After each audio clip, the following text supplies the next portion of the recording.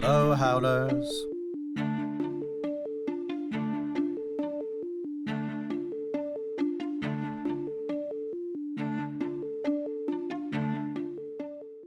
Hello, everybody. Welcome to this week's episode of Fade to Obsidian, your Red Rising podcast about spaceships, relationships, and the death of. Oh, I can't say that. Damn it. Fuck. Okay, we'll go again. Yeah.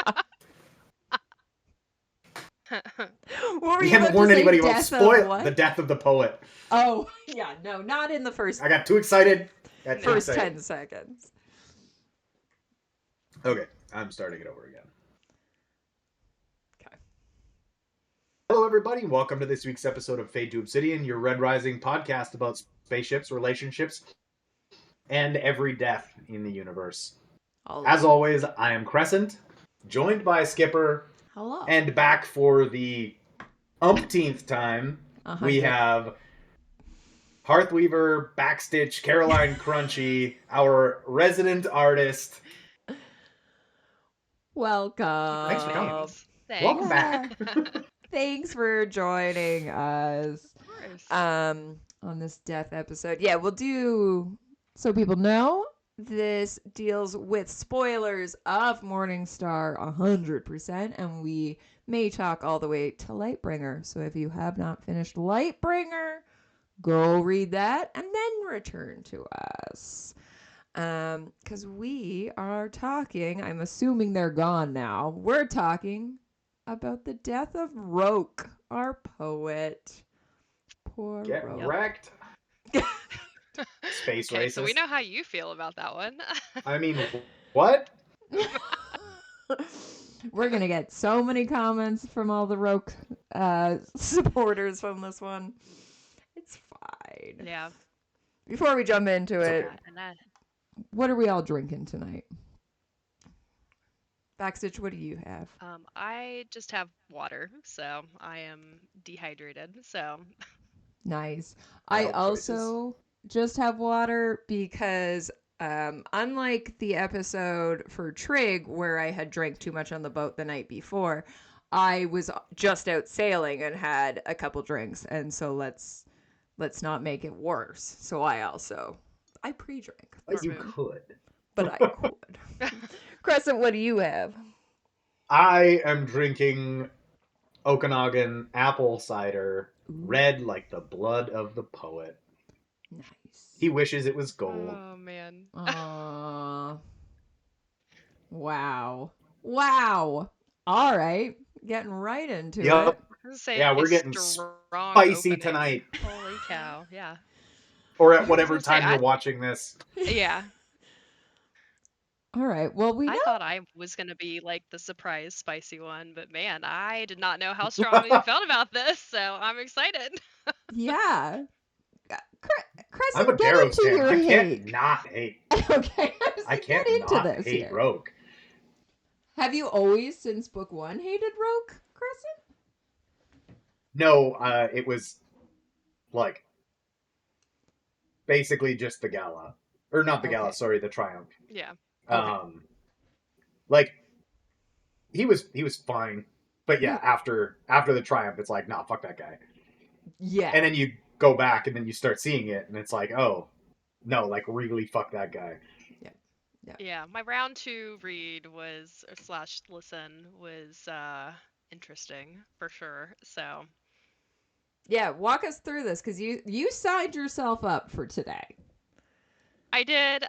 So I signed up before I had even started my my reread and everything. And I originally signed up because I really loved Roque, and I had lots of complicated feelings about it after the first read through the series, obviously.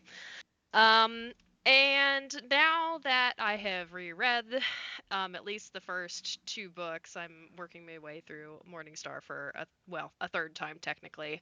Have some changed feelings about him. So, and I have some, I don't know, thoughts about why that might have changed, and I don't know, I guess we'll have to see where all that gets from. So, I think there was one where first meeting him, I wasn't sure what to think, you know, and it's one of those two where I think that again, the way that Pierce kind of sets up meeting all of the golds is that you're automatically suspicious of everybody at all times. Like that's Yeah. just because I mean, Darrow's the one infiltrating the system, like everybody's the enemy, you know.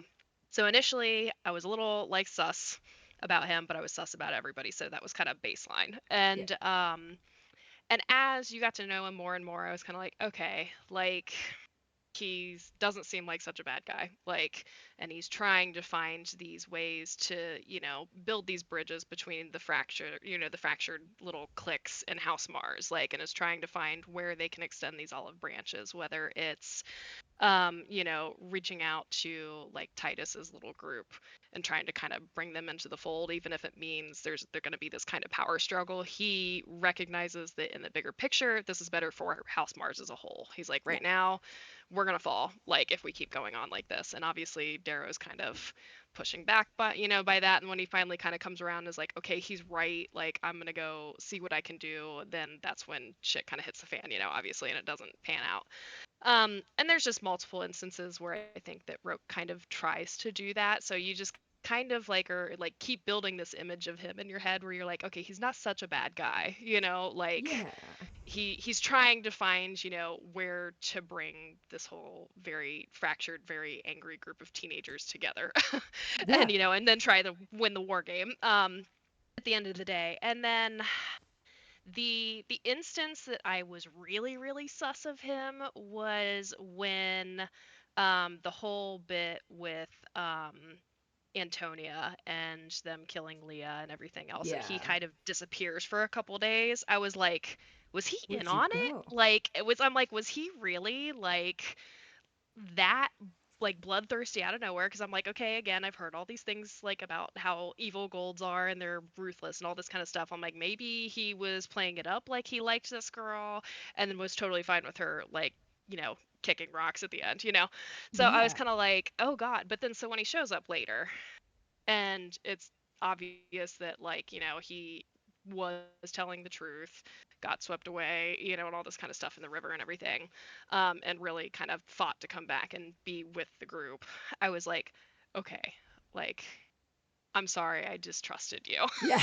which is a choice of words and thoughts that I had about this character. Yeah. You know, so but it was just one where I was kind of like, okay, I'm like you know, I trust you now and that sort of thing. Like you're in the fold, you're one of our like good guys even though you're a gold and you're on the bad side kind of Yeah. thing, you know, like with the first book and how that all kind of came together and everything. So, and then getting into Golden Sun, um can we talk about Book of Lauren at all? We can hint at it, but we don't want to get too in Okay. depth Okay, because it is I won't behind get that too paywall. into Yeah. it. And I think that there I guess I'll hint at it because there are instances that I think that Roke kind of hints at it too, is that I feel like he always feels like he has to try just a little bit extra hard to impress his family, which seems pretty Yeah. par for the course for most gold families and that sort of thing. Yeah. So I just reflecting on some different things and like, you know, obviously Darrow getting Primus and that sort of thing. I'm sure he has some complicated feelings about that. I'm sure he thinks that should be him because he's the one that sees the big picture. He's the one Yeah. who's the tactician and everything else. And you know, and it wasn't until my second read through that I'm looking at some of these interactions, especially when they're at the academy and facing off against, you know, Karnas there at the end and everything. I say the end of the academy Yeah. stint, you know, but beginning of more of Beginning of Golden Sun. Golden Sun. Yes, thank Yeah. you. And he just says some snippy little things here Yeah. and there, and I'm like, and then the way that I believe his VA is Kay Illuvian on for the graphic audio. And the way that the voice actor kind of delivers the lines that I noticed in round 2 was I was kind of like, I'm kind of getting some jealousy vibes here from him. Like Ooh, yeah. he is jealous. He thinks he should be where Darrow is in charge of everything. He does not agree with everything. He's kind of going against the grain. He kind of gets checked back in place by, Uh, everybody else being like, dude, you're not in charge here. Like, shut up. And um so it's just there were a couple little interactions like before the initial skirmish that they think is like the final time and that sort of thing, that he just says some little offhanded things and I'm like, yeah. is this me like now looking back and knowing everything and me being sus of him and being like, I see you, you little rat, like, Yeah. or is this I'm like, or is this like an intentional thing? So, and it's just one where I'm like, I don't know, I guess I would be interested to know if the VA had read all of the books, up to this point and like knew everything that was going to happen later. It is definitely interesting because I know that Stuart Crank, who voices Darrow, he posted the other day that he actually had not read all of the books. So Okay. he, like, as he's like, I think starting to go through and record them and that sort of thing, that's when he's reading the books. So, so he was just posting the other day about how he was Yeah. finally reading Lightbringer, and I'm like, how have you avoided spoilers all this time? Like, Right? first of all, second of all, I'm like impressed at the self-restraint because I don't think I could do it, Um, yeah, so I wonder if the VA had, read everything ahead of time and was kind of trying to deliver, these kind In a of certain lines in way. that way or something. Or maybe it was something that the director, had said or something. I don't know how any of that really works behind the scenes or anything, but it's just something that I think about now.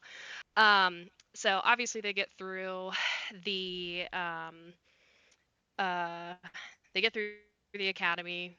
That does not go as well as they would hope. They got second place, but Nero's like, up, if you're not first, you're last, like so and especially to, No a Reese Bologna, the Bobby. one guy I told you not to fucking lose to. So Yeah. and I was glad to see that we kind of got little snippets of like, obviously Roque and Virginia would go to like the opera and that sort of thing and the different Yeah. orchestras and that sort of thing together. And they did always invite Darrow. And of course he didn't go. He was too And busy. yeah. And but I'm like, I'm glad that we got those kind of like little small interactions. And that's one thing that I do really love about the series is that you don't just get Darrow and how his relationships are with everyone, you also get to see how everybody else interacts with everyone Yeah. else too, which and what their kind of relationships are, which I don't know, it just helps like I don't know, really flesh the characters out a little bit more to me. Like they Yeah. don't just exist because he exists.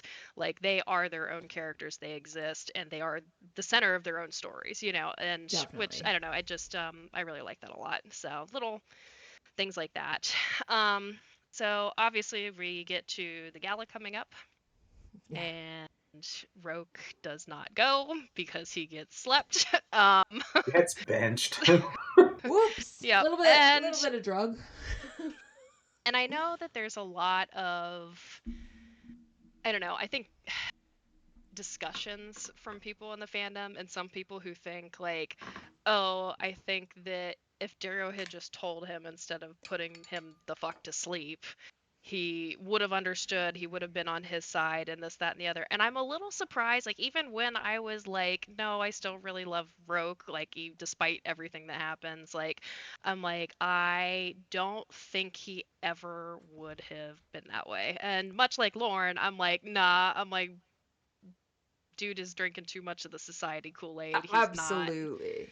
Yeah, backing down from that one 100%. ever. So yeah. So Yeah. but that's just always surprises me how many people do feel that way. That oh, if Darrow had just told him, then he would have changed his mind and he would have been a good friend. And I'm like, I don't think he would have, I especially on don't my think he second would have. reread. Hmm. Yeah. No, not a chance. Yeah, and like we'll get into his death later, but when he dies, one Yes. of the last things he said is like, I am a gold. Like that is his like stand. This is what Yep. it is. I was gonna And say that's he his identity through and through. That yes. is yeah. And Is there's that yeah. things that he does that I never understood that I'm like, I think you're making that choice because, as you say, either jealousy or whatever for Darrow. Like, it never makes sense to me that he sides with both Leah and Quinn's killers, but yells at Mhm. Darrow of, like, you got them killed. So you're Yeah. going with the people who did the killing because Darrow got them. Yeah. Like, it's things like that is where I get this, like, what are Yeah. you And I'm like, and talking I about? will say, like, Roke is fair to feel like Darrow just gets his friends killed and Yes. uses them. I think that that's an entirely fair mindset, Yes. but to still have that mindset after knowing the truth and still just going against him because he knows that he's not really a gold, I'm like, Yeah. okay, all right, okay, bro. So yeah. But Yeah. yeah, so obviously everything happens with the gala with Quinn. I was very upset about Quinn. And yeah, so I completely understand that he was very upset, with Darrow and felt like he was at fault for her getting killed and everything. I think that's fine. And when it happened, I was like, I don't think that their relationship is going to recover from this. I think Yeah. that this is the nail in the coffin, is how I felt initially. And but I didn't think that he was going to ever like betray him for another gold if he thought Darrow was still a gold. Like if that makes sense. Like Yep. it makes sense in my head to be like, okay, he learned he was a red, betrayed him, but if Darrow, was a gold, I don't think he ever would have betrayed him, if that Okay. makes sense. Yeah. That's how I feel about that one. So, I think that the core of that was, unless like something there was a better offer that really came from the sovereign much later or something like that. I think maybe then, much like Tactus, he would have seen this is my leg up. This is how Yeah. I can finally get one over on him. This is how I get my position that I think I deserve. I don't know. I don't know. I think that there would have to be a Um, lot of like very specific pieces that would fall into place, I think, for him to betray Darrow as a gold, but it was a no-brainer for him as soon as he was like, "Oh, he's not one of us. Okay, cool." You know. Yeah. Sorry, that was a lot of like um, rambling, but No, I like it. I enjoy it. Crescent, you have a the thought there? yeah. How far in your reread of Morningstar did you get to? let me see here. It was um we had just gotten through the negotiations with Quicksilver and everybody had Mm. jumped out into Yeah. Okay. space. So like right So, there, like right at the stop of the end of part one for the gotcha. graphic audio. Yeah. Okay. So, in when they are on Io having their discussion Mm. with Romulus, Hmm.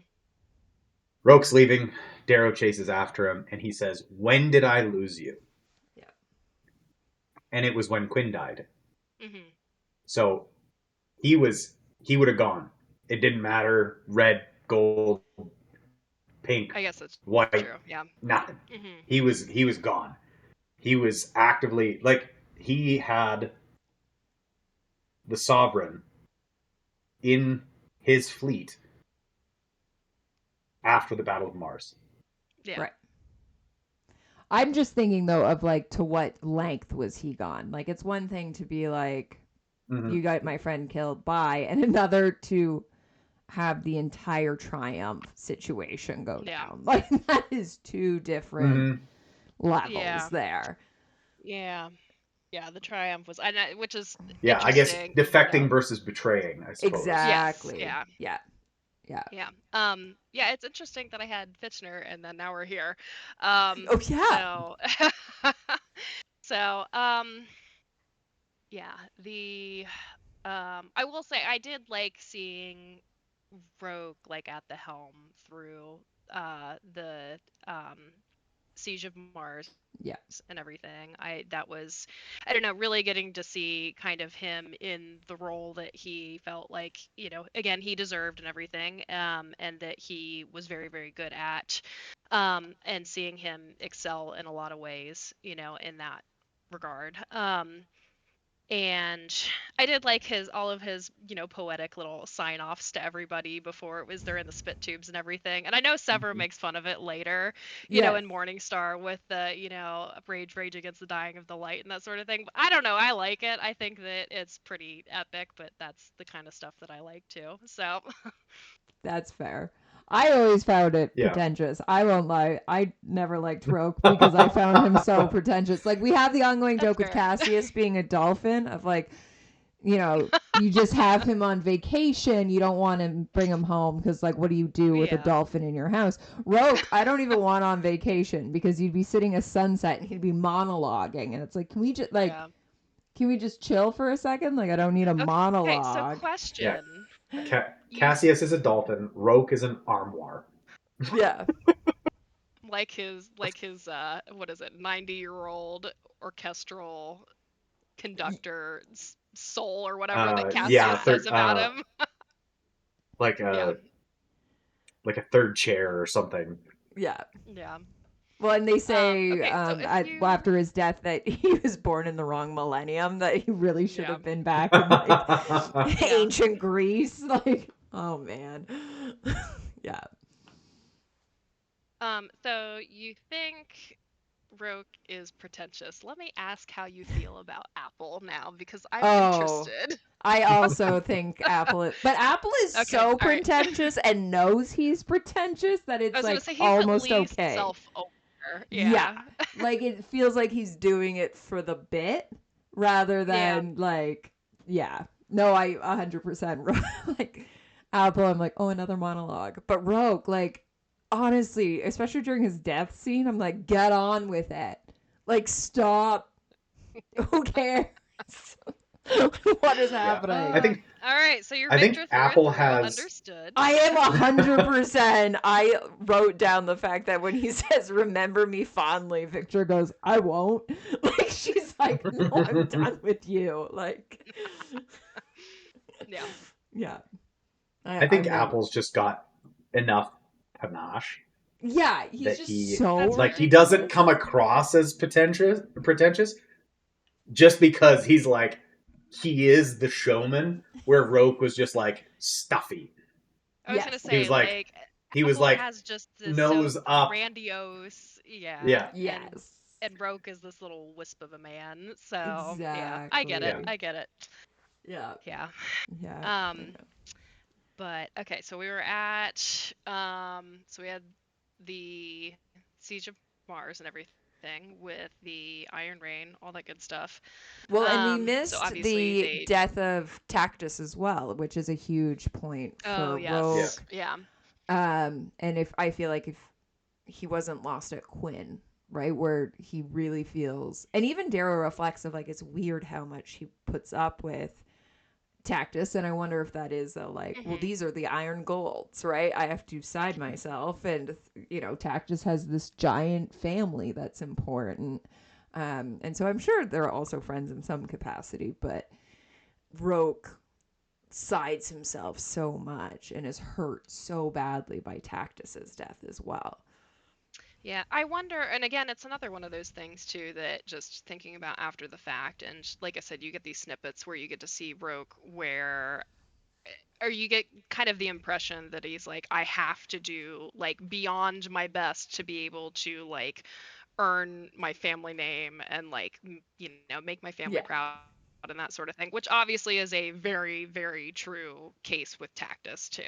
So I wonder if maybe at some point they kind of bonded over that Yeah, maybe and that's grew true. close. I know that there's a lot of people who definitely are like they definitely fucked at some point, so Yes. I there are some I hardcore subscribe to that shippers, and theory. I was gonna say I'm not mad about it. I can see it. It's Yep. fine. So yeah. Yep. Like especially if he took his death that hard too. I don't know. I think that Yeah. that's another little point in that favor too. Between, I mean, if you think about it, it's like he lost Quinn and Tactus then, and I'm Yeah. sure that was fucking devastating. So, Yeah. Yeah. but yeah, Yeah. yeah, um, I don't know. Tactus is one I go back and forth on how I feel about it, Mm. and I think it's because of the prose and Yep. not because of the character. and I'm Okay. very aware of that, if that makes sense. So, and I mean, in one where I think it's just a testament to the way Pierce, I think, writes like Darrow's internal monologue about it. And I definitely don't know. I think that there was on some level, obviously, Darrow's mourning the death of his, once friend and that sort of thing. But I think it's more along the lines of mourning. He saw that there could potentially be good in gold, even if, they had like these such, you know, bad streaks through and through them and that sort of Yeah. thing. Like they have the potential to really, really be good. And I think that's more of what he was mourning than anything. Yep. Is that there was this light of like, oh, these people who maybe aren't always the best people and do take advantage of the low colors and everything else, like they can see that they were wrong Yep. and maybe be better and that sort of thing. And he, I think, understands that gold is also, a victim to the system. And that's, I think, more of what he was mourning than Tactus directly. Okay. So that's what I'm gonna hope with anyways, Yeah. because I think he's a fucking monster. So and I never liked him. So but Yeah. yeah. So and but yeah. But yeah, I think it's I don't know, and it's interesting that I think Roke does not even put up with him. I think that I think there's moments where I don't want to say defend, but he kind of like tells everybody kind of like knock it off, stop, like poking fun at him so much and that sort of thing. And I think Tactus even like retorts one time like, "Okay, mom, like, Yeah. like I can handle it myself," which I'm sure is, him trying to be like, "Yeah, I'm a big old bad Valley Rat. I can fucking handle it." But yeah. Like his fifth So stim shot. yeah. Oh my God. Yeah. But I don't know. Any other thoughts about Tactus from you guys in particular? Yeah, Tactus and Roke is always. It's hard for me because they're so behind the scenes, but it's funny because this time around, while reading it, because I'm reading them and all of them, knowing, okay, at some point I have to talk about this character, that I Yeah. honestly ignored while we were leading up to Tactus's death. I was just paying attention to Roke and Lorne. I like forgot Tactus was around. I the whole time was like, but Roke and Lorne, what are they doing? Yeah. Um, yeah, I always just found their relationship interesting, but then at the same time, like you look at those core four that were Hmm. at the Academy of Throw and Victra and Darrow with the two of them, it makes sense that the two of them go together. And Victra Hmm. seems to like Tactus a little bit more. She is kind of constantly done with Rogue. Like she's like, Yeah. okay, yeah, like but at the same time Rogue defends Victra. Like he's the only one who Hmm. stands up when they're like, well, she might betray. And he's like, no, she won't. Yeah, she might be exactly like, and I fell victim to it too. I was like, you know what? She's probably going to be exactly like Antonia. I don't like it. Bad vibes. And then by the end of Yeah. the book, I was like, I was so wrong. I'm so She's the sorry. best. Give me Victra. Yeah, I was I didn't mortified know, by the end of that Darrow. damn book. I didn't Yeah. know. Yeah. But yeah, Oh, yeah, Tactus that broke my and heart. I know. But yeah, Yeah. Tactus fitting into that group is always a weird, especially when you know the history of at um the institute and like him having to be whipped and all of that. That like obviously bonded all of them. But also, Yeah. no, I guess Roke was there during the whipping, right? No, he wouldn't have been. Roke would not I have was been gonna say, around I don't during think, that point no, I No, don't think because so. he was that's Sorry, I'm gone. looking at when my he notes was too. still Mars and Darrow's got his own army going. Hmm. Um, Yeah, Yeah, they're he's with Mustang. Yeah, outcasts. Yeah, yeah, so that's interesting. that's true. Of Yep. Yeah. yeah, but It's something we don't get to see because obviously we're not on the side of, the society and that sort of thing through Morningstar.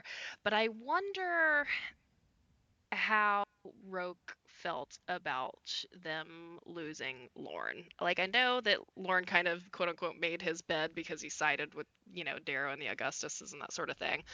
But obviously he didn't know that Yeah. Darrow was a red. So I wonder if there was ever a point that they interchanged, like reaching out to him to try and tell the truth, and that sort of thing, or if they were just like, nope, he betrayed He's us, done. he's done for, and that sort of thing, or because obviously, like again, Lorne is like this pinnacle of, Yeah. I mean, he was an Olympic knight. He, is one of like the best razor masters in history. Like, it's just so it's one where, you know, I just wonder how the feelings all around on that one went out. So That's a I don't great know. I'm point just curious. because I think he is Lorne was a threat to both Octavia and the Jackal. So I can see where the two of them are like, we need to take him out. But to Mhm. Roke, like, talk about somebody who waxes poetic.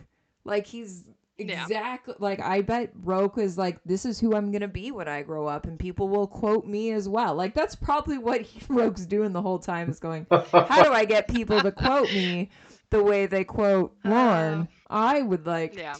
I would like this. I would like to be, what is he, the poet of, what are they? Deimos. Yeah. Davis, yeah. Like, so I would love to know, yeah, how that conversation went down of like, no, we have to put him down.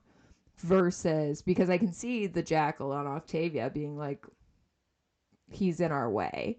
But Roke, on the other hand, it's like, you're losing gold blood and the strongest of the gold blood. Hmm. Yeah.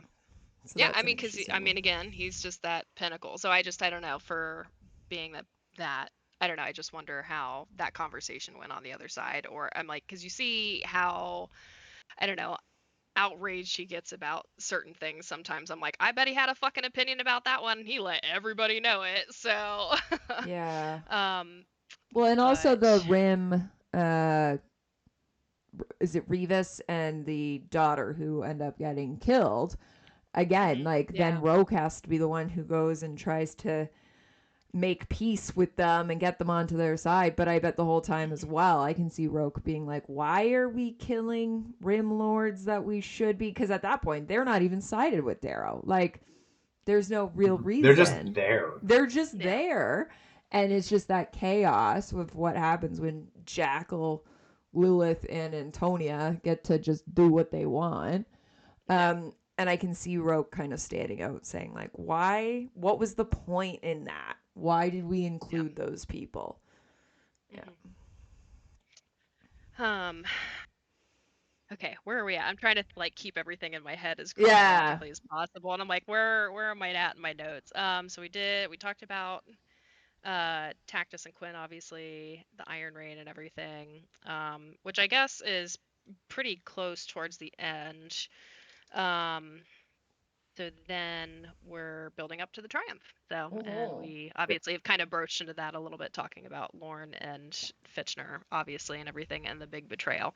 Um, I will say, leading up to the triumph, and Lorne, I think, talks to Darrow and is like, I was going to do this part of the ceremony, but your friend asked to do it. And I Yeah. was like, they're gonna heal their friendship. It'll be a start to like fixing it and everything. I was It'll like, be this is so great. good. I'm like, they're gonna be friends again. I'm like, now we just gotta get Cassius back, and then they can be friends, and it'll all be good.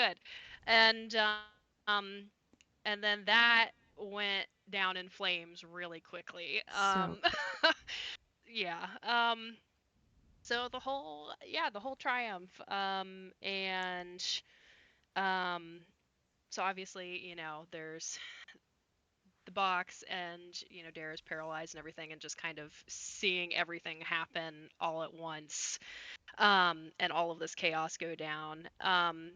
That put me into a crisis that night. It was I think I've told this story to multiple people before, where I got to the end of Golden Sun. It was a Sunday night. I was like, okay, I've got about 100 pages left. It's like 9 o'clock. Like, I'm gonna wrap this up. I'm like, I'll go to bed early, and then I can start Morning Star tomorrow, and everything's gonna be hunky dory. And then everything Nope. was not Like, hunky dory. Nope. And I literally have like a selfie of me that I sent to Alcatraz, where I'm just like, oh my god, I'm having a crisis about this book. I just finished Golden Sun, like, and Absolutely crashing out oh my god, in I the had most valid absolute way. and I mean, as soon as I finished that book, I was like, I feel so sorry for the people who finished this and had to wait for the next one. Like, absolutely devastated for Yeah. y'all because holy shit. It Yeah. was terrible. So then I Must proceeded be a to be rough up life. until 1 o'clock in the morning, and then I had to wake up for swim practice at 5 o'clock shortly after that. So it was not a great night of sleep, but I was like, I got to make sure that my boy's okay, and he Yeah. wasn't okay, but he was okay, He was So alive. He was yes, out. I Yeah, he was assume you read breathing. until he That was out of was a box. Yeah. yes, yeah. Well, I read until the claw drills come up and Okay. they escape and everything. So Someone's yeah, it coming. was. This'll be fine. yeah. Yeah, like I said, it was like 1 o'clock in the morning, and I was like exhausted, and I was like, okay, I think that my heart rate has finally gone down enough that I can go to sleep because it was Yeah. definitely one I finished Golden Sun, and I was like, and I mean, I was like in shock. I was devastated. I was like, everything was going so well, and I also because I knew how many books there were, and I didn't really know like what really happened in each book and that kind of thing. I didn't expect them to find out Darrow was a red so soon, if Okay. that makes sense. So, and Yeah. again, like me coming into the series, I knew there were 6 books, going to be 7, eventually. So it was just one where I figured that was going to be a little bit more towards the middle. Yeah. Like it's just what it just felt like. I was like, oh, I'm like, I didn't expect this to be this early on, but I guess for most people it was like, oh, well, when it was originally just going to be a trilogy, that Yeah. was almost the end.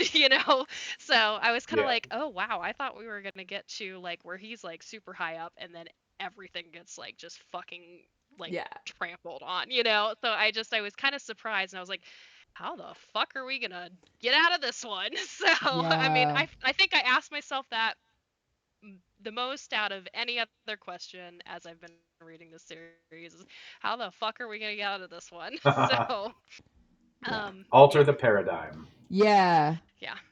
I wanted to just So bring I up could as have you a talk about shot for every time I read that. right. I wanted to Sorry, bring what were up you while we were saying? talking about the box. It Yes. so is Roque there when we open the box? Cassius is definitely there when we open the box. It's You're talking about the Jackals Cassius. box? The Jackal's Yeah, box. Cassius, Aja. Yeah. Cassius, Is Aja, Adrius. Moira there? I thought Moira was there I too, don't but believe maybe not. so. Okay. I was just Yeah, I don't think that Roke is Rogue's there. there. I was just curious of like at this point we talked about Roque and Cassius's relationship. Like, do we know if the two of them reconciled? Because at this point they would have been fighting at least somewhat on the same side.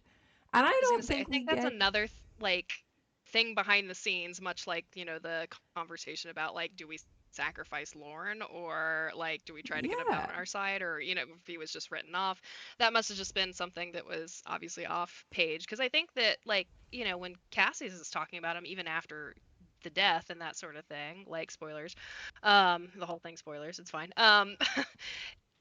I don't think that he's really talking badly about him. He No. seems like fine with things. So I would assume that They had maybe Roke some went to kind him of with some like very poetic, heartfelt apology of yeah. some kind, and that sort of thing. And they patched up, their feelings for each other. Yeah. I just had But never yeah. thought about it of like at that point Roque and Cassius would have been on the same side. And obviously we know, yeah, with the death that Darrow makes a point of going to get Cassius for the funeral and then they're watching Hmm. the Hollows together. But in my mind it was just like, oh yeah, because they were all at the Institute together. And I'm Hmm. just now piecing the fact of like I don't think we ever see them together. They would have both because Cassius shows up for the triumph, right? So that they would Yeah. have been together, but then we get Cassius most of the time, and then Roque showing up out in the rim, and then it's most like at that point Cassius is on the ship, so the two of them aren't Yeah. really I was interacting gonna in say, any yeah. capacity, but Mm-mm. they would have been Yeah. on the same side. So it's just interesting to me. I just had never put that Yeah. together of like Well, and they like could thinking have about been how friends at that many point. like peerless Scarred there are, and how many, like, and they are both relatively high up and that sort of thing. I'm sure that they just both had their own very separate For sure. missions, like on opposite sides of everything going on. Maybe they just never, ran into each other. Yeah. Maybe, after everything, it was just like they just never had a chance to meet up again either. So, Yeah. Well, and and it could have Roke been is for kind both of of more them, one of the like, Jackal guys versus yeah, that's true. Cassius is Yeah. Octavia's. Yeah. Hmm. Yeah. Yeah. It just literally dawned on me that I was like, huh. Yeah. No, I think that's, and again, like, I think that that's just another, like, because we did see enough of like their kind of relationship off to the side of things and kind of got enough, I don't know, I guess vibes, about how Yeah. they treated each other and that sort of thing, that it is an interesting thought to have, like, wonder if they ever made up, or like, did they talk things out again, or Right? it's I don't know, interesting to think about how through all of the ripples of chaos and violence and everything else, like, okay, who made up with who, like, or who Yeah. just got over shit, or how did all of this affect each other? Or maybe Golds are just so used to backstabbing that they're like, yeah, it's whatever, it was a Yeah, Wednesday, so right? we've moved on now. So, um but yeah, so so I'm trying to think here. So the next time in Morningstar, obviously we hear different things about him and everything he's doing on Octavia's side and that kind of Yeah, stuff. he's become like the great warlord. The new Nelson is what they're Mhm. calling him, right? And then he's Yeah. the Hmm. greatest Commodore or whatever we. Yeah. Yeah. Um, Seeing him interact with uh Romulus and the whole meeting there, I have opinions Okay. about this meeting and how things went down. I don't.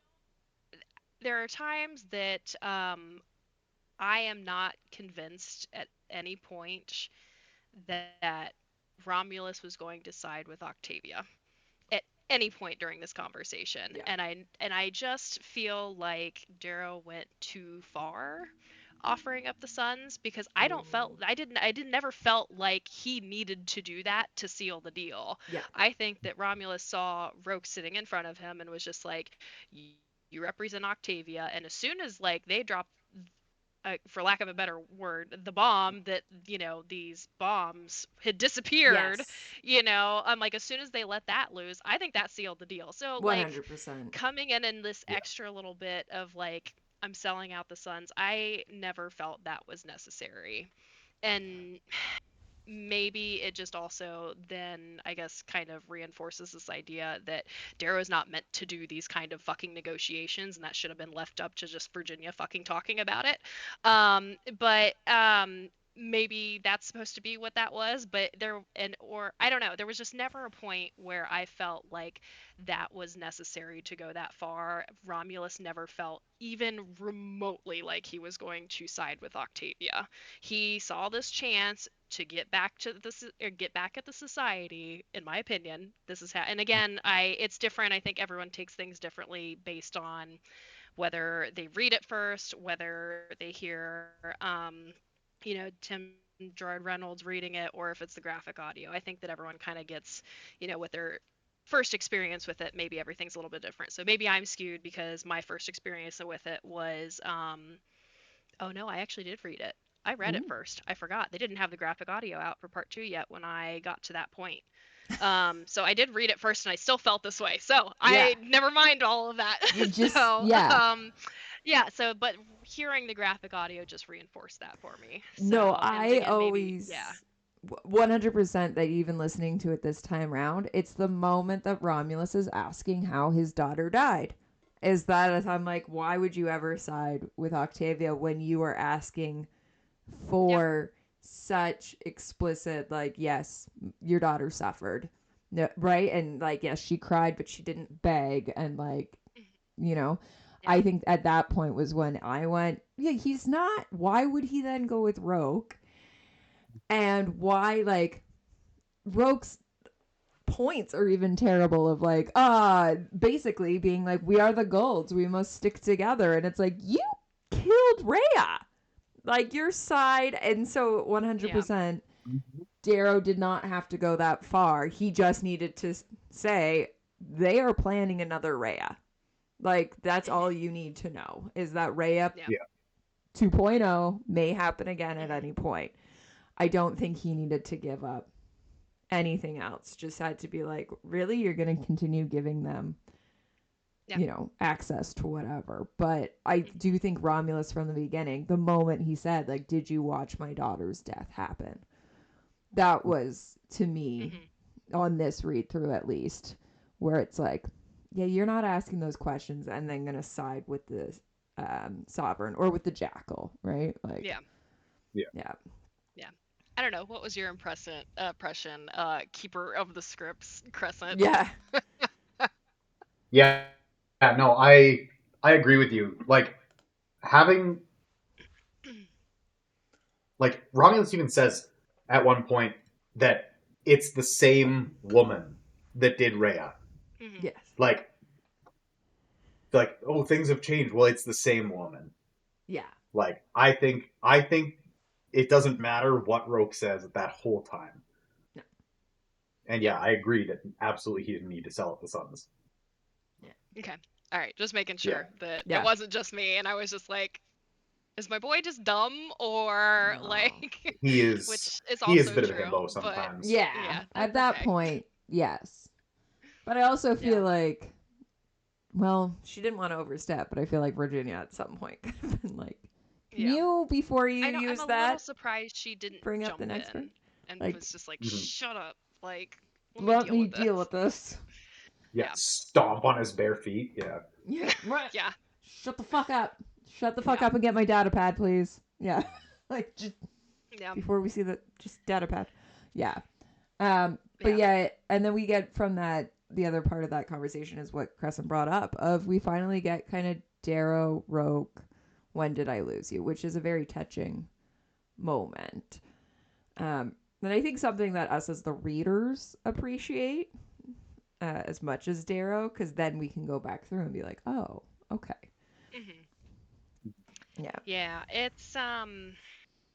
I don't know. It was a weird, like, I know that obviously they speak later, on the ship and yes, everything towards the end and all that kind of stuff, but it felt more like that was the closure yes, than later on. Like, it felt like that needed to happen so that both of them could, not even both of them, so that Darrow could be like, okay, like, I understand, like, we are done past anything. I cannot reason with him any further. I have lost my friend. He is now on the other side. He is the enemy. Like, and it wasn't even like a, turning into like a malicious way at this point or anything like that. It was just like I just have to accept it and these are the facts now before I go into war, yeah, and now like he can accept that and just like I understand that this is when this happened and unfortunately, it means that I have to win, and yeah, winning means that I got to beat him. So, and I don't know, just as the reader, and I think especially when you're reading again from Darrow's POV and everything, I think it is kind of a sense of closure in some form or another for that relationship just finally getting closed. So, yeah, yeah, and I think that gives Well, then Darrow the motivation to do what he needs to do. If I hmm will track down Roke and kill him, I'm not going. yeah, Like, I mean, he does at the end. Darrow does try he and convert he him back. absolutely tries He to bring to him the back. very end, but I think he knew at least that he has to and go I think after that him. says He's a not lot just about gonna let. him as a character. Okay, like, Says more about Darrow than it does about Rogue. yeah. Yeah, he just keeps trying, and like, I'm losing my friends. He wasn't your friend for an entire book. You Yeah. you lost him way back. We had like 500 Yeah. pages ago. You lost him, but yeah, Yeah, a yeah, book and a half according to him. Yeah. yeah, Yeah. Yeah. That's true.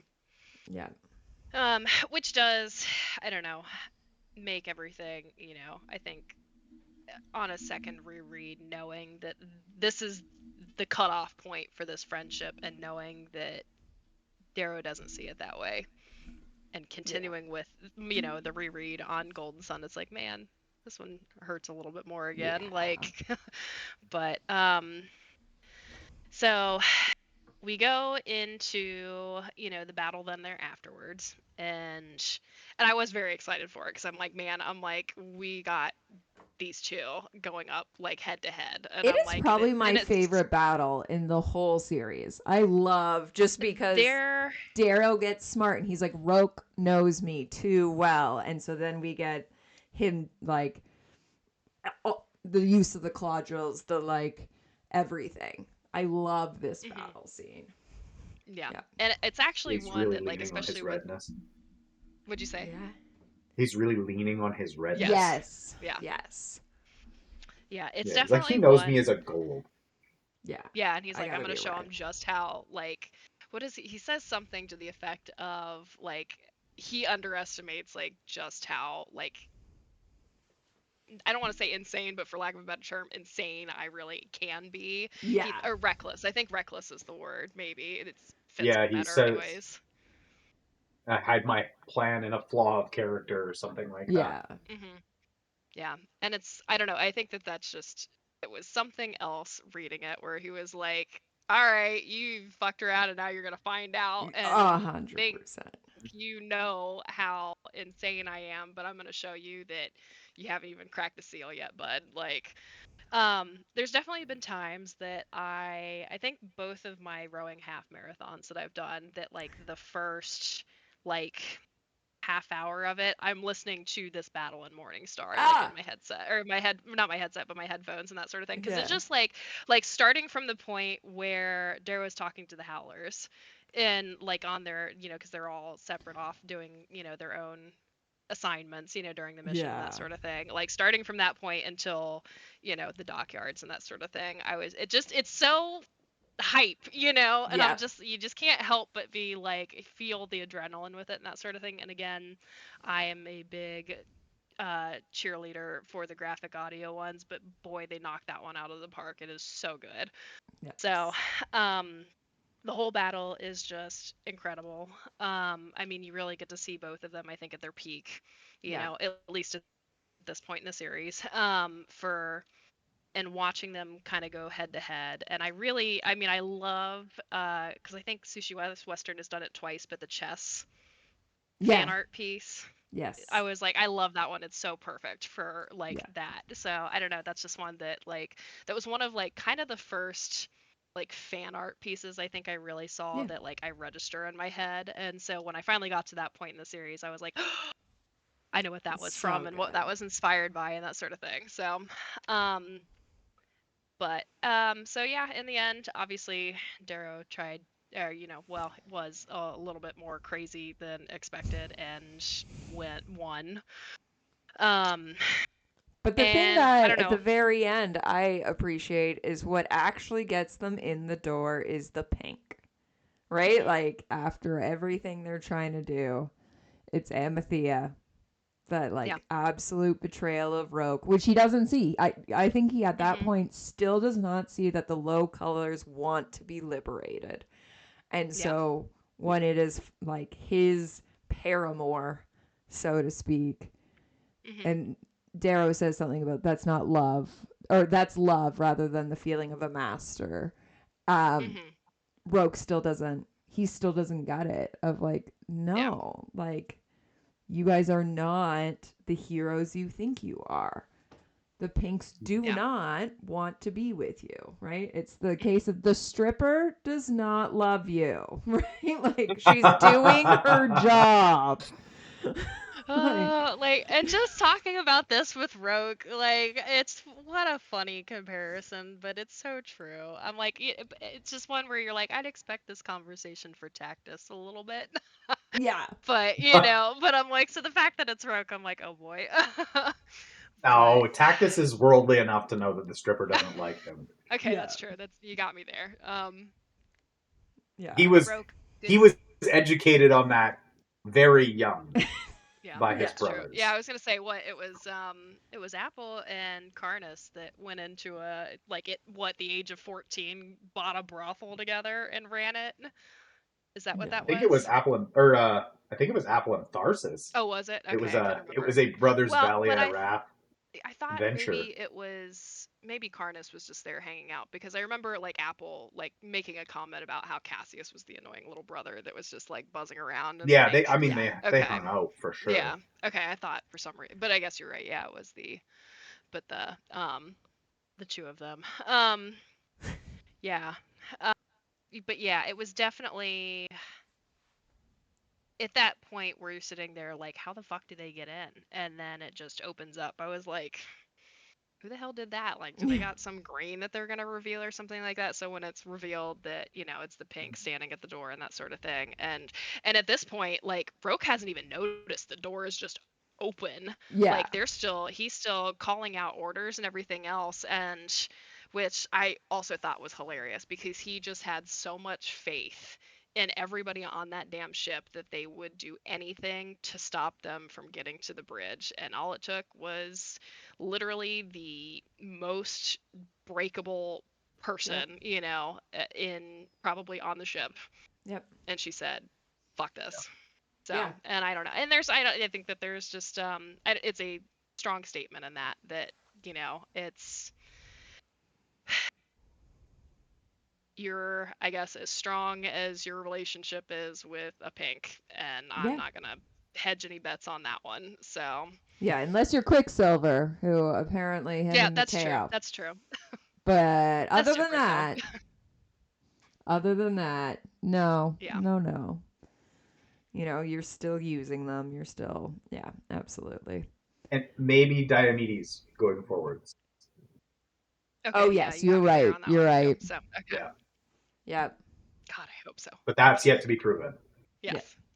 Just There's definitely some yearning across all of the pages for like free 100%. books, and I'm like, Yeah. just tell me, yes, give it, like, just please, I beg you, like, just give us it outright, please. But yeah, Yep. um, yeah. So they're on the bridge finally.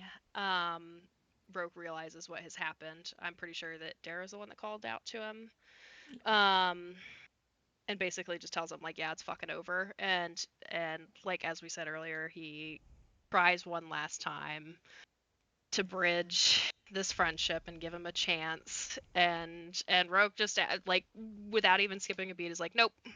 Yeah. Like, he's like, you guys are going to be the destroyer of all of humanity. You're going to bring everything down. Like, and I think that he even at a point recognizes like the society is not perfect. It needs to be fixed. And but he's still too much drinking the Kool-Aid. Yeah, he thinks the you gold can know. fix it. He's like, the golds Yes. need to fix it, not everyone else. But I Yeah. also, during his monologue, um, that he goes on, a huge part of that is also that he keeps going on about how can I bear the shame of being like the failing at the war, right? Like that's his he's like, how do I face people? How do Yeah. I'm the one that lost the sword armada. yeah. Mm-hmm. And it's like, how much pressure are you under? And obviously it is war. Like, this isn't a game we're playing, but that he already knows of like, I can't show my face even if I was to somehow get out of this. Like, Yeah. I can't do this. Which I think is a huge thing for Roke, as we've been saying, of like that pressure him and Tactus and a lot of the golds are under. Doesn't give Mm-hmm. them an excuse, but uh, it's there. But yeah, how can I bear the shame? And then Darrow actually later after his death talks about it of how he won't be well loved because he will be remembered Mm-hmm. as, the fall of Hannibal, of, names all of the iconic battles from back in the day. Mm-hmm.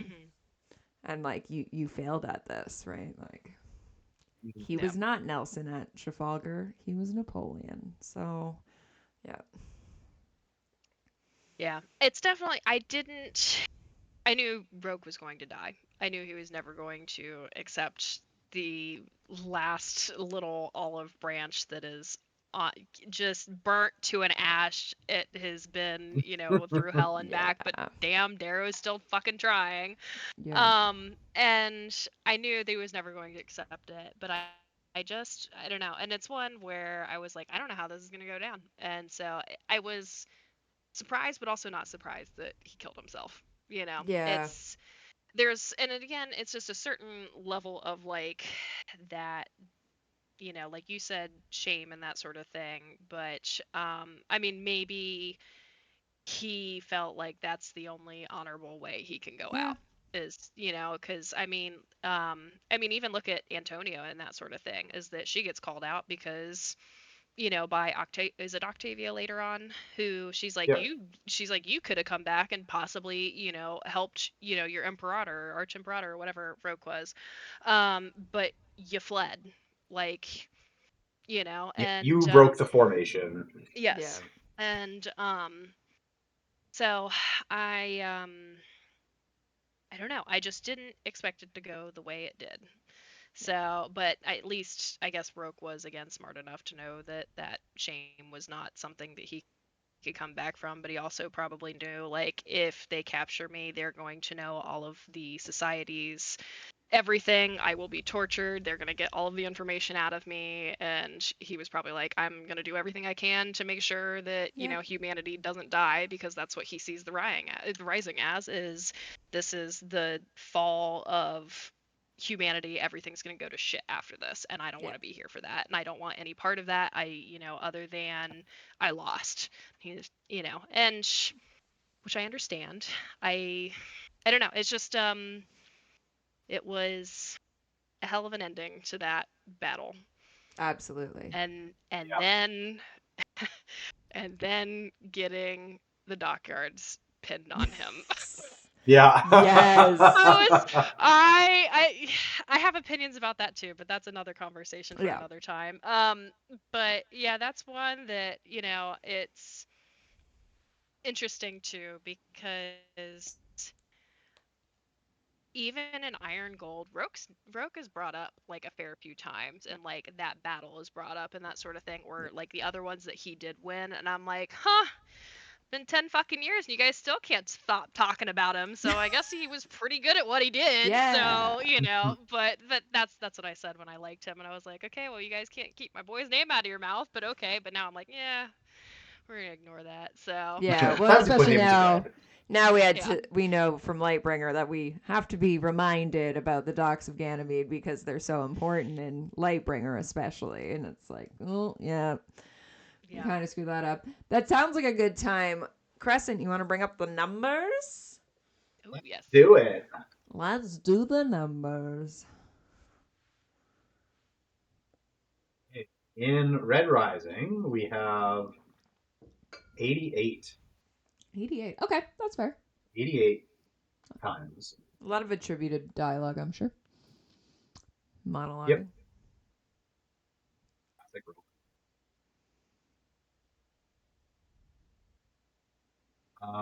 119 in Golden Sun. That makes sense because he's in Yeah, more of it a lot rather than Yeah, more. he's Red in way more of Rising. it. Red Rising, we lose him for majority of the book. So, yep, Yeah, yeah, like a solid half the book. yep. Morning Star.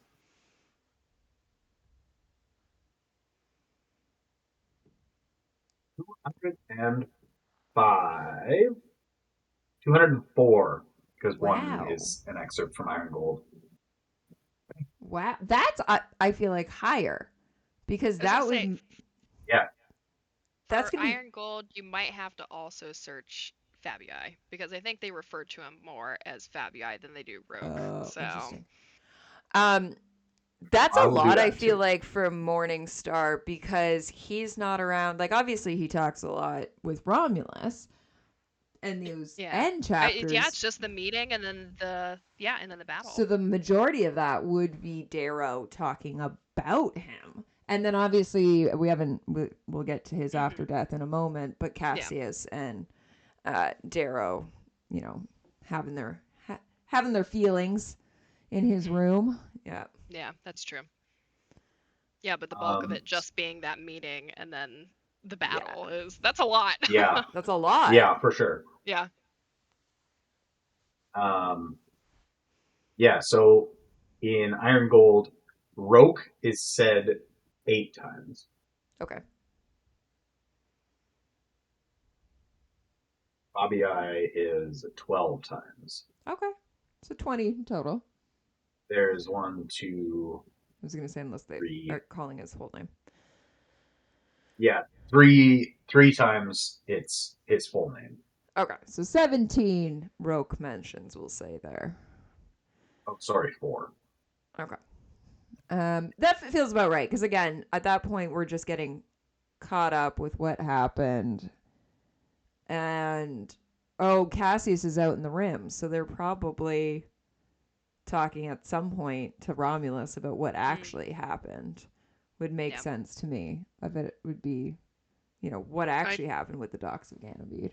yeah, I want to say that maybe trying to think here. And who brings him up? There's somebody on the society side that makes some disparaging remarks about him, and I can't remember for the life of me who it is. But Probably out of I mean, it was Landia. just yeah. I can Well, see I her don't, being but I like, think it fuck was an that guy. Iron Gold, and she's not really Oh, that's brought true. up. You know, she's not. She doesn't have any. I don't think speaking parts in Yeah. Iron Gold, but so maybe it is in Dark Age at some point or something. But yeah. Yeah. All right. Any other What about Dark mentions? Age? Do we have any? Dark Age, it's 1 time. One. At least for I was gonna say that might be Roke. the one. Um, Like, remember that guy? Diomedes, uh, under an oath of truth, he revealed that he knew the destruction of the Ganymede dockyards was perpetrated by Darrow of Lycos and Victor Julii, not Roque Fabii. There you go. Okay. All right. And Lightbringer, I Fabii feel like there's going to be. Oh, is sorry. Fabii is 3 times, so Okay. twice separately. Okay. Okay. And then Lightbringer, I feel like it's going to be both, like, higher because we're going to get Cassius and Darrow in their feelings. And then obviously talking to Diomedes, talking to being back with the Rim. Yeah, Roque is 3 times.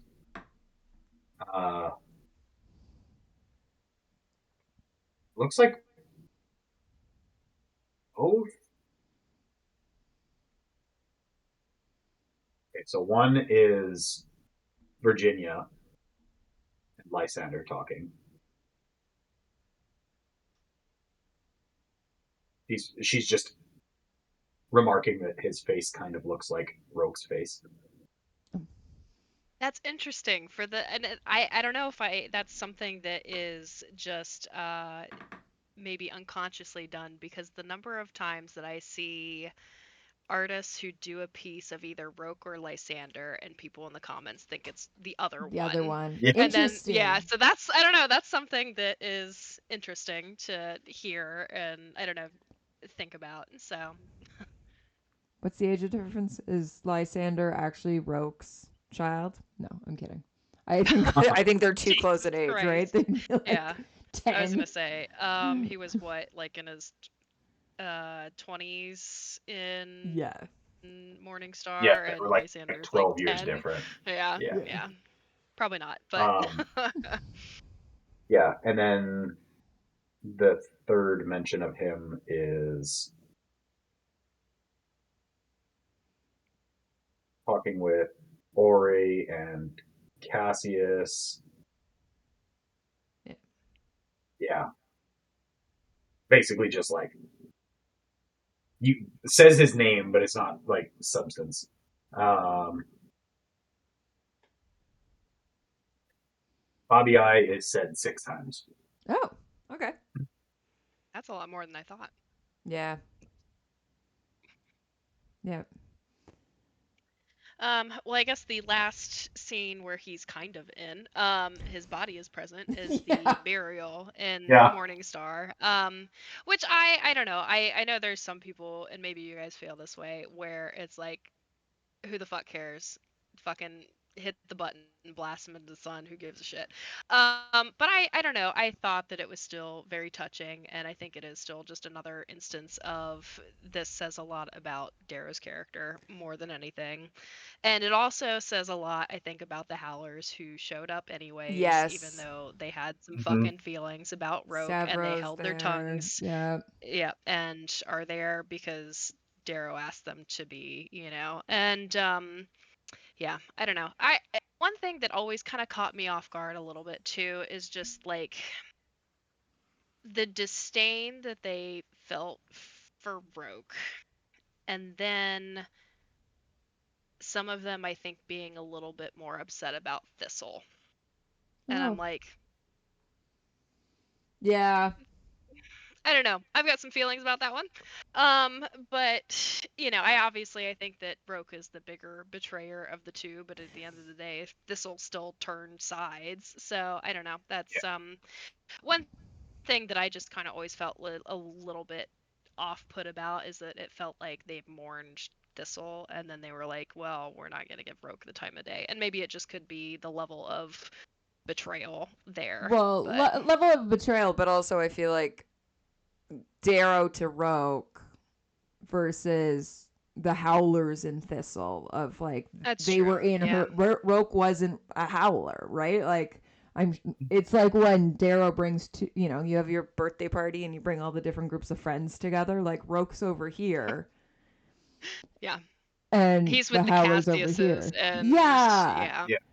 Yeah, and Yeah, that Tact. makes Well, sense. Yeah, I Tact guess just that's kind of true. flips So back and forth a they little bit because he I was gonna hid say in a he's He was a dead horse. Yeah. he was a dead yeah. horse, but right there's that two kind of groups, and so they're Roke was the one who got to go off to the academy, and it's like when he becomes the university friend, and your high Hmm. school friends are like over here, and Thistle was still a high school friend, and Yeah. betrayed early, and definitely did a betrayal, but I mean, yeah, it also probably is. Yeah, the betrayal is Roke is clearly instrumental in it, and Thistle is just one of the pawns.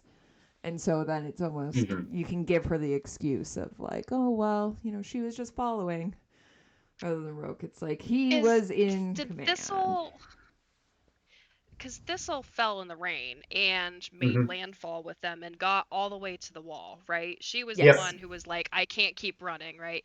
I don't know. That I got some opinions about because I'm like, you ran so fucking far with this man and made it all the way to the end, and then you decide, nope, I'm switching sides. I don't know about that one, Chief. Okay. I know. So, It's I because of mean, like, Ragnar she. getting the right. Ragnar gets Yeah. the razor, Yeah. and that's her like, what the yeah, fuck are I we guess that's doing? true. Yeah.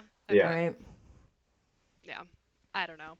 Yeah, I just Yeah.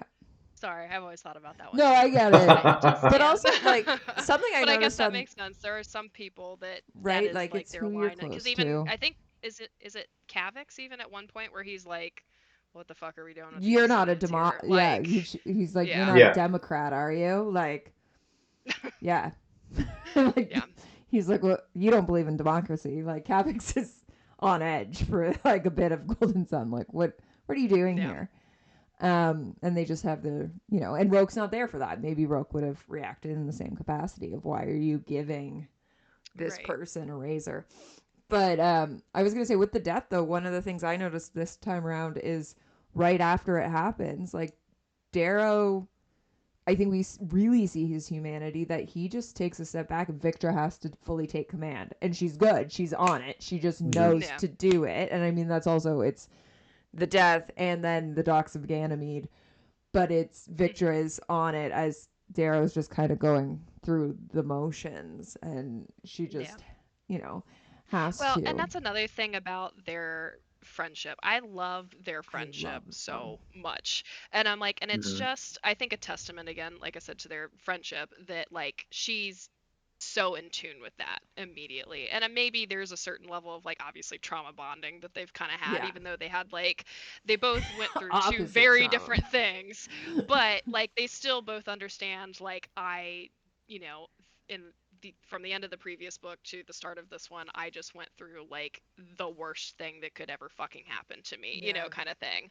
And or the worst kind of torture and everything, and messed with my head and physically and everything else. And so they both took a lot of time to recovery. And I know we get little snippets here and there. I liked the mention that they both really spend a lot of time like together working out, like Yeah. not just taking, like the easy way out of like rebuilding, their whole bodies and everything with, surgeries and everything else. I'm sure there's a little bit of that involved, but like they both spend a lot of the time like together in, whether it's the gym or whatever else, like trying to put themselves back together. So I'm sure that there's just a certain level of camaraderie there that he's not going to have the same. Well, that both of them aren't going to have the same with anybody else in the series because Yeah. they both went through this together and then rebuilt themselves together with this. So I don't know. It's definitely that point where she steps up that I was like, new I love besties. that. I love them I both. know. Like, yeah. So it's, I don't know. It's interesting too. I think that Darrow has a lot or several best friends, and I Yeah. like how they are all different for each other. And I think at one time maybe he considered Roke like that, I think so. and and then obviously that stings a little bit. And but Yeah. yeah, it's been interesting the second time through with everything. Again, it's one where I had only read books one, two. Let me see here, one, two, um, and then 5 and 6 once, but I've been through Iron Gold twice, and I've been through Morningstar 3 times now. Hmm. So I guess tandem kind of, because I went back and forth between reading or listening to the original audiobook and reading the book, just depending when I had time to actually like physically Yeah. pick up a book. But then as soon as like part 2 came out, I was like, okay, we're diving back in again, And so that was one that I finished, the graphic audio over again, and then, so I gotta do it again for another time. But just getting back into the first 2 books again for round 2, I was like, is this just me noticing a lot of little things now? I finally have the rose-colored glasses that have been Yeah. removed, or like, I don't know. I had a lot of feelings about it, and again, maybe it's, the voice actor, maybe it's me being in my own head about it and knowing what's coming and everything else, that now I'm extra sus of everything. But there just were a lot of little no moments that I didn't pick up on before that came off different ways that just were jealous, or like at times when he was like, I don't think this is going to work out, like we did something wrong and this, that, and the other. And then when it like works out, against Karnas, and they think that they've won and everything, and he's like, oh, we did it, we did a good job. And then obviously everything goes to shit again. And I'm like, okay, so you went from like calling him out and saying this is a bad idea to then praising him. Like, which one is it? You sounded like you Yeah. were a little bit jealous and calling him out and being like, this isn't a good idea, and like trying to take charge in some way or another for that. And also then kissing his ass again. Like, Yeah. pick a side, bud. But, and I mean, I don't think that that was always a bad thing, because I think Darrow needed people to call him out. Like, and I think that Roke was 100%. that person, but I don't think that it was always pure intentions of calling No. him out, I think Yeah. there is some that Roke wanted to prove he was better in comparison to, I would say, you know, Virginia or, well, Severo or everyone else who calls him out. It's like, no, no, no. This is a collaborative moment, and you need to be Hmm. put in your place. Like, even Holiday every once in a while gets a like word in Yeah. there of like, what are we doing? But it's Yeah. just more of a like, let's steer together rather than Hmm. Roke. It felt like, no, like, I do know better and you should be listening to me. And Yeah. yeah, yeah, And again, like I think that getting the snippet that we do in Book of Lorne kind of definitely reinforces that. So yeah. yeah, yeah. Everyone So go yeah, join I don't the know. Shit Still complicated Escalates. feelings. Yeah, for Yes. sure. Everyone join the Shit Escalates Patreon so you can know what happens in Book of Lord. Because there is some good behind the scenes there. Yes. I also talk about behind the scenes love when they're in his room, Cassius and Mhm. Darrow. And first, Mhm. Darrow not touching anything. He's like, I haven't, like, the book is open, and he's like, I haven't turned the page. But we see in the hollows, Darrow's like, there's parts of the Institute he wasn't there for, and so he's watching things he had never seen. And, like, it's just Mhm. sweet moments that you're like, oh, like, here's just two people, and then I think that's when we learned that Cassius hates whiskey. He's like, this is just pee. Or like, it's smoke. This just tastes like smoke. Yeah. Cassie's like, fine, I'll drink it, but you get the Lagavulin in there. Yeah. Yeah. Yeah. No, it's good. Yeah, Roque is a very complicated person, and there is some people who absolutely stan him, think he did nothing wrong, but he is also mostly known in the community as the space racist. Like, I think when most people say space racist, it's Roque and it's Lysander. Those are our two space racists. So and say interesting that Virginia said they look alike too. So I don't know. There's he is something keen. there. Yeah. Yep. Isn't his mom like in charge of like Board of Quality Control? The Board of Quality Control. Yeah. So literally space racist. Yeah. Like, yeah. I was gonna say, could she get something happening of they're somehow related? This is my new headcanon that I'm not gonna let go of. So we did have Atlas, is Lysander's father, is one of the like theories, and now we have Roque as Lysander's father. Atlas is Roque, confirmed. I'll say, I don't know what I'd do about that one. I'd be like, holy shit, my dude. Like, talk about the long game. Okay. For real. But yeah. That'd be funny. But yeah. Well, thanks for having me on. Thanks for letting me ramble and rant. Thank you for joining. Absolutely. As always.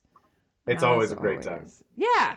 You're always welcome back. Hopefully everything made sense. I know it was a little bit like all over the place at times No. when we got off on other topics. This is like tried to keep possibly it the least all over the place any I know. of these You were episodes so have been. succinct. Like, you were on I it. always worry. You had a chronological list. I did. I tried to with Fitchner too. It helps me stay on track because I will go off the rails. So I'm like, okay, I can rein back in a little bit if I have a list next to me on my phone. So yeah. Yep, I get it. Well, thank you for joining us. And thank you everybody for listening. Yeah, thanks for listening. We will be back next week. Is actually we take a break mid-book because Morningstar has so many deaths. We split it up. So we will be back next week with author T.D. Oral and talking about his books. They will be spoiler-free at least for the Sigra's Roost. Yeah, it'll be spoiler-free for the first at least half. Through and through. Love that book. Nice. So yeah, I like it. I have to start reading them right now so we can interview them. But it will be spoiler-free for at least the first half. We always do that. We haven't recorded yet, so whether or not we get into spoilers in the second half, we will always warn you. So check that one out, and then we'll come back with Morningstar with the death of Meryl, which will be sad. There's a whole lot of deaths all in a row. It's the same thing as the end of Golden Sun, where we talk about the same chapter forever. But we're gonna get a whole bunch of deaths all in a row. So wait along for that one. But yeah, thanks everybody, and have a good night. Bye.